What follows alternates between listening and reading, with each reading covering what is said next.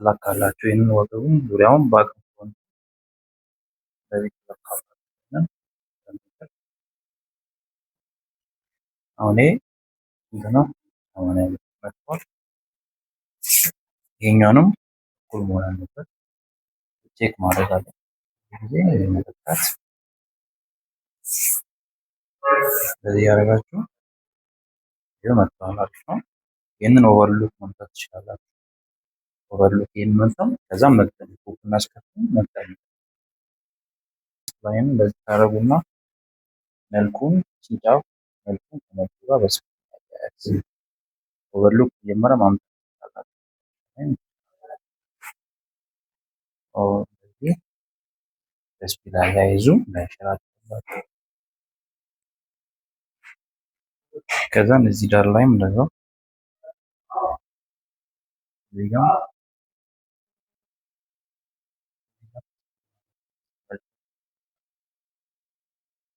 በስፒል ማያያዝ ቀድማችሁ ኦቨርሎክ መምታት ትችላላችሁ።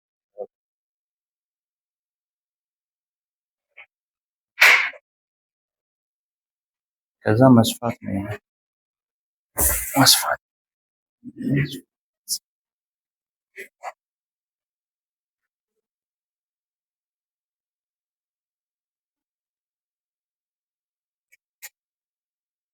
ሰፉ በጣም እየገባችሁ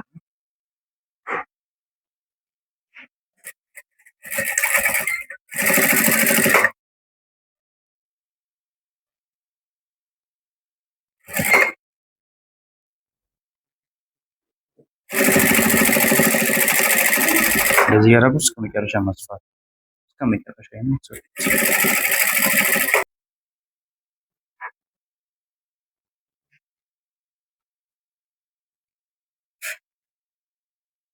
በዚህ ሁኔታ ይገጥማል። ከዛ ነው እዚህ ይገጥማላችሁ ማለት ነው። ቶፕና ስከርቱን በዚህ ሁኔታ ታላችሁ ይመስላል ማለት ነው።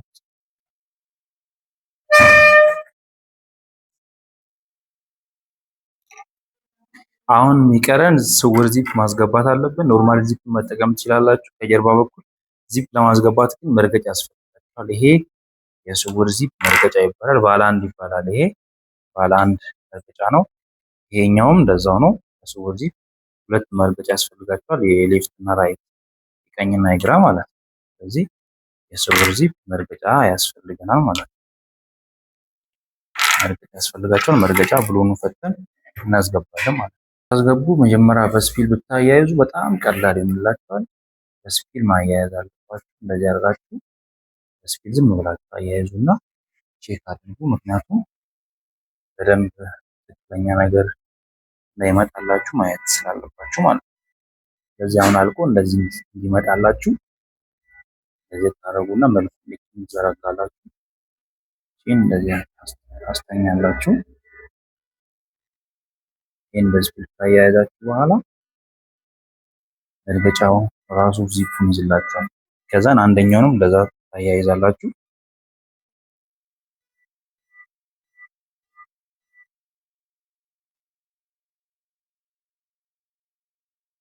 ይሄኛውንም መልኩ ላይ ዚፑን ይሄንን ዚፕ እንደዚህ አልቆ እንዲመጣ ዚፕ እንደዚህ ገልበጥ እንደዚህ ማስተካከል ከዛም በስፒል ታያይዛላችሁ ሁለቱም ማለት ነው።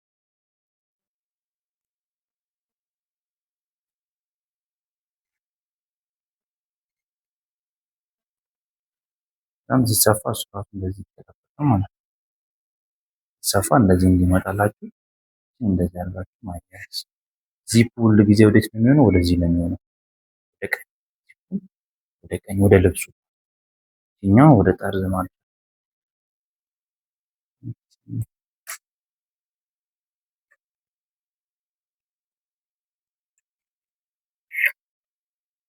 ዚፑን በዚህ ሁኔታ ካስተካከላችሁ በኋላ አሁን ስትጽፉ መርገጫው ራሱ የዚፑን ጥርስ ይይዝላችኋል። እናንተ እቺ ምልክት እንትን አድርጓት። እሺ ከዚህ ጫፍ አድርጋችሁ ጀምሩ። ይሄኛው ስለሚቆረጥ ወይ ወደ ውስጥ ይታጠፋል። ስትሰፉ እንደዚህ አድርጋችሁ ወደ መርገጫው ነው መሆን ያለበት። የዚህ ቅርጽ ወደ መርገጫው ይሆናል። መጀመሪያ ስትጀምሩ ግን በእጃችሁ የተወሰነ ጥንቃቄ ማድረግ ያለባችሁ ነገር ጥርሱ ላይ እንዳትሰፉ በጣም ጥንቃቄ አድርጉ። ጥርሱ ላይ እንዳይሄድባችሁ ማለት ነው። እንዲቻላችሁ በጣም ስውርም እንዳይሆን፣ ስውር ከሆነ ላይከፍትላችሁ ስለሚችል ከዛ የተወሰነ በእጃችሁ